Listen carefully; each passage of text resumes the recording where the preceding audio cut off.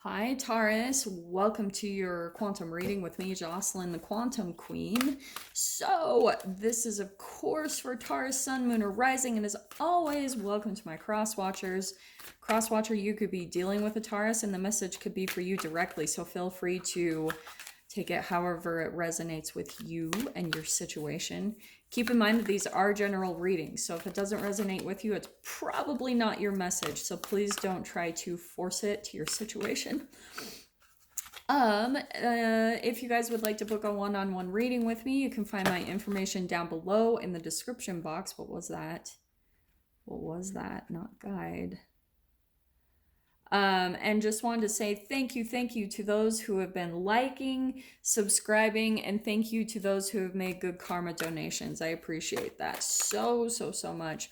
So, Taurus, okay, I'm so excited about these cards because they are archetypal cards, like kind of based off of Carl Jung. And dude, I was reading through them and I was like, holy freaking crap. Like, they're so mind-blowing. Like, I automatically reading through them, I was like, wow, I just learned a lot about myself. So I'm really excited to use them for you guys and hope that they bring you some type of clarity like they have for me. So, okay,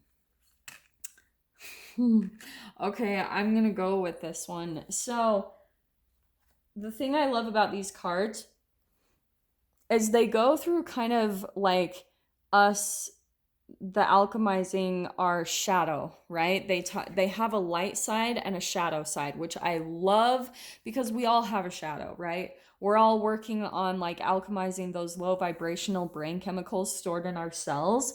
And the only way that we can really do that is becoming aware of patterns that we have. Okay, like becoming aware of thought patterns, because that's so ingrained in us that it's literally hard to see. So that's why I don't know why this is popping out, but when people talk about like third eye awakenings and things like that, a third eye awakening is just waking up to it's being able to see yourself, how you contribute and entangle with every single relationship and situation that you come across, seeing how you have somehow like created it in a way, like holographically from your own chemical being and from your subconscious mind, the combination of the two. Okay, so now that we've gone over that, here's what I think is happening, Taurus, is I'm gonna start with the Knight, because what I was getting is in your pre-shuffle, these cards were standing out to me. I feel like you have walked away from some type of disappointment, or someone walked away from you, but I was getting that someone like has rejected you or kind of shut you out in the cold, like out of nowhere, okay? Now, don't get caught up on the gender. This could be male or female, but a knight is always on the go. It's not a king or a queen, like stable, committed. It's someone always on the run, always on a quest. It's a little bit like a seeker, but that's a different card in the deck, which I love. So, Taurus, what I want to say, the light attributes of the Knight are its loyalty, romance, chivalry, and a love of honor. Okay, the shadow side, which I love, it's an allegiance to a destructive ruler or principle, and it can be a romantic delusion. Okay, so I feel like you guys were involved with someone, possibly romantically, just throwing that out there, since there was so much like romance in that spread in general. So for some of you, like, that could have been a romantic interest, or it could be, however this applies, it could be a family member, it could be a friend, but someone, I feel like they were kind of in and out of your life, and they've like either shut you out in the cold and left you feeling very like sad and disappointed and very rejected. And so you're starting, maybe for a while, maybe this isn't just starting, but you've kind of like walked away from that, because I kept getting the Eight of Cups in your guys' energy in the pre-shuffle. So let me talk about this a little bit more. Now, isn't it interesting? So the next card we had out is the Destroyer, which I was like, dude, that's a little intense. But the light attribute of it, it's releasing what is potentially destructive, and it's preparing for a new life. The shadow side is it's an intoxication with destructive power. It's destroying others' dreams or potential, okay? I'm not getting so much of that feel. What I'm getting from this card here, Taurus, is it's more like it was a blessing in disguise. So if someone has left your life, I think it had the potential of maybe like destroying you in some way, shape, or form. Destroying is such a strong word. Like maybe that's a little bit too intense, but it's like that blessing in disguise. Maybe they left your life at a really good time because maybe it could have prevented something. You know, that whole thing where if you guys have seen like Benjamin Buttons, this is what's popping out to me. I freaking love that movie, which is funny because I was just watching this thing on Brad Pitt, but um it's where, you know how the main woman in the movie, Kate Blanchett, she gets in an accident and they kind of go through the whole time loop thing. How if she would have just like stayed behind maybe 30 seconds sooner than she did, then she wouldn't have ended up in that car wreck. Do you know what I mean? And that's what I'm hearing is it's almost like you're what are the phrases? Why am I so bad at these? It's like you're escaping in the nick of time. Like, what are all the sayings behind that? You guys know what they are, and put them down in the comments if you think of them. You know, it's like, um, what's the one about a bullet? Like, a, I'm bad at it. I'm not even gonna try. There it is. All the sayings that are around that you like escaped in the nick of time. All right, there they all are. So here's what's interesting is here we've got the shapeshifter. So let me go over this card. It's a skill at navigating through different levels of consciousness and its ability to see the potential in everything. The shadow side, it's projecting any image that serves your personal agenda in the moment. So Taurus, I think what's happening is like you're kind of okay. There's this entanglement, right? I think both of you are kind of shape shifting, which is interesting. Both of you might be in this mode of projecting what you think happened in the connection. And maybe that's what even brought some type of destruction between you and this person. It's because you had so many filters of like, and opinions. And they're all your own fears and insecurities of what you thought this person was. Like maybe you thought, oh, they don't really care about me, but deep down they like you were their person. Do you know what I mean, Taurus? But on the other side of things, both of you were kind of mirroring that same exact thing where maybe both of you were projecting certain types of like personas on each other, and maybe you didn't want to appear like needy or vulnerable or desperate in any way, so you like held back on your emotions and didn't want to expose that part of yourself because maybe you were telling yourself this person isn't as invested as I was, and that's not true. Like what I'm getting from this Taurus is like this person was very connected to you. And that's what I'm getting, like not, this doesn't have to be straight up like, oh, sexual. I mean, it could be for some of you like sexual romance, but what I'm getting more of with romance, that's why I'm saying it could even be a friend. You know what I mean? It could just be someone where just the joy and the fun and the connection that you feel with them, it feels romantic. And that's why even for some of you, if this is a friend, there was probably a lot of confusion around that. Like, what in the heck?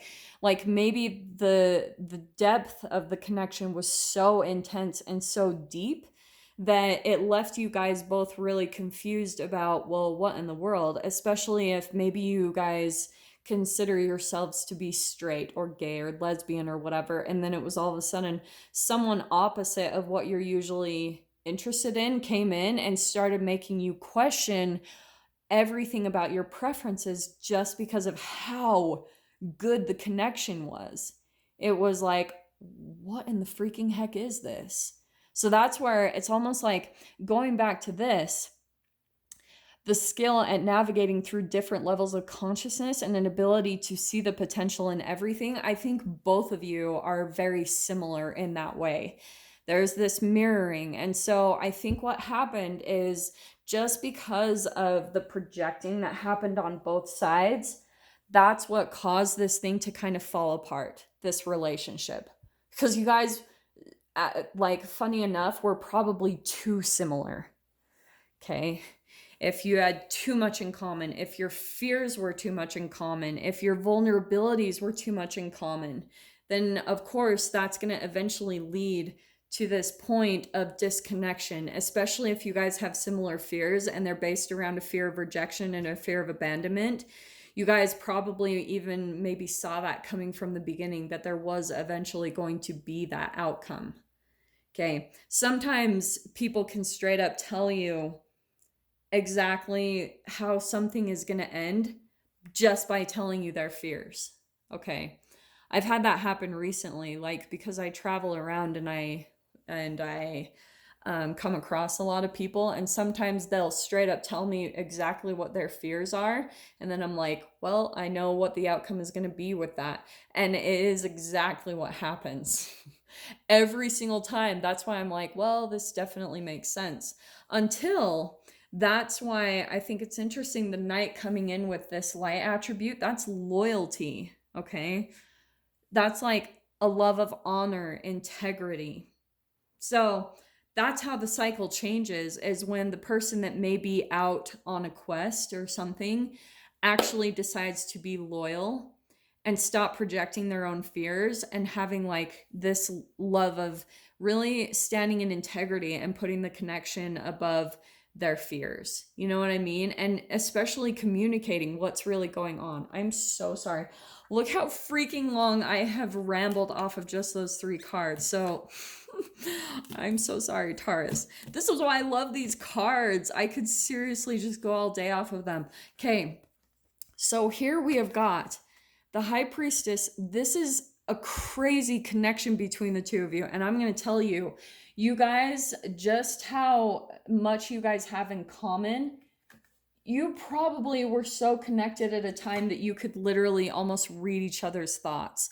Like, that's how crazy connected it was with that High Priestess. That is like highly, highly intuitive. And I think you guys got that from each other, which is really interesting. Now, this is what's fascinating. We got the Son of Swords. I think there's some new communication that's going to be happening between the two of you. Okay. And very quickly. I wouldn't normally be saying that. For some of you, it could be an air sign that you're dealing with, Aquarius, Libra, Gemini. But that, yeah, this is like, isn't it interesting that we've got 2 Knights now? So that was perfect. So I think that you guys may be reaching out to one another. One of you is reaching out. Because they still feel the connection, believe it or not. Ooh. And here's that King of Pentacles. What did I say about the Knight and the King? And isn't it interesting? What did I talk about with loyalty and everything? This is, the King of Pentacles is all about, he's grounded, he makes commitments, he sticks to things, he's very loyal and committed to things. So maybe for some of you, this could be someone coming in with that communication to make an offer. Straight up.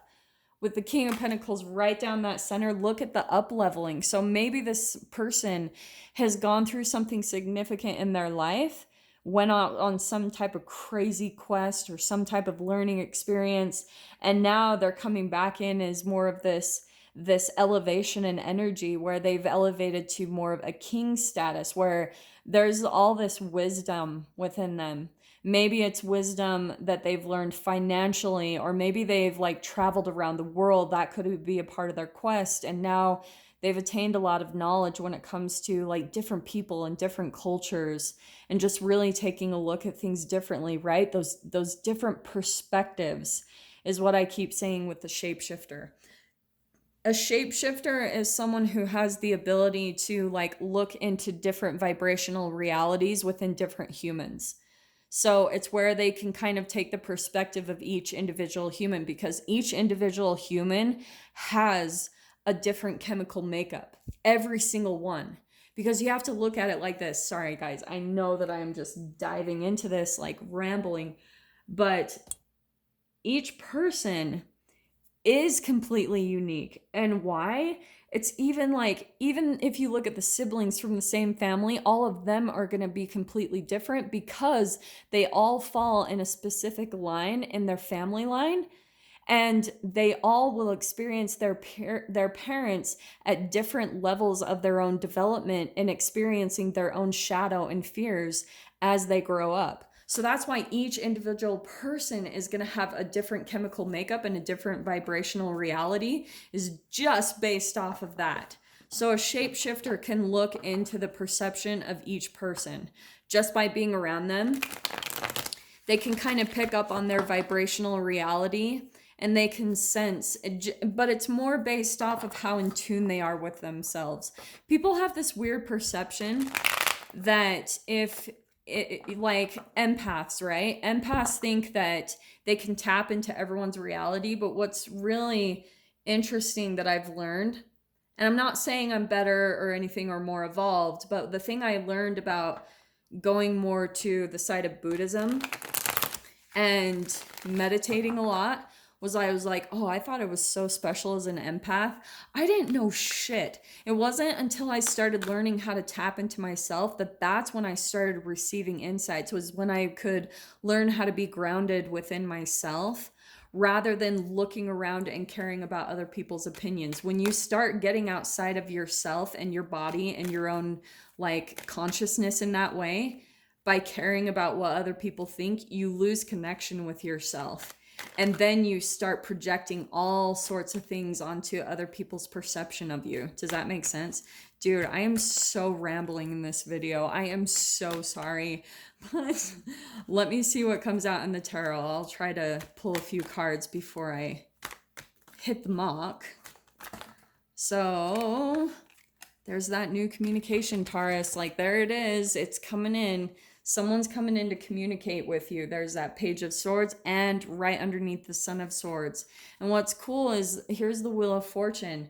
So I think how things have been in the past, where this person previously was maybe indecisive, that's shifting now. Like, because of that Knight and that King, like now they've gone through some type of up-leveling or some type of really deep knowledge that they've attained through some type of life experience. And now they're coming in much more grounded. That's another elevation from that Two of Pentacles. The King of Pentacles is not indecisive. Like, he understands himself. He knows himself. He's very grounded. Like I said, he's very wise. He's very in tune with himself and very connected to himself, like I was saying previously. So let me see what else we can get here. Let's grab a couple more cards since I just freaking talked so much. I really hope you guys got something from that, or else you're probably like, Jocelyn, just shut up and pull the cards.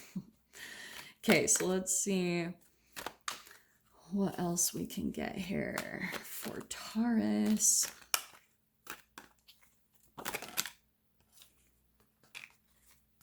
Lots of twos I keep seeing too. So let's see what else.